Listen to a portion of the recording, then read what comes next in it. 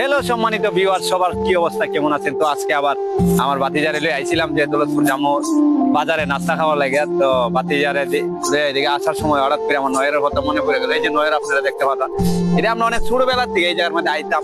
এখানে শালুক এবং সিংহা থাকতো, দুহাই দুহাই আমরা বাড়িতে যাইতাম, আনন্দ উল্লাস করতাম ছোটবেলা। তো ভিউটা এখনো আগের মতোই আছে। আর সাইডে বাড়িতে সরকারি বাড়ি ঘর দিয়ে বইরা লাইছে, দেখতে পারা।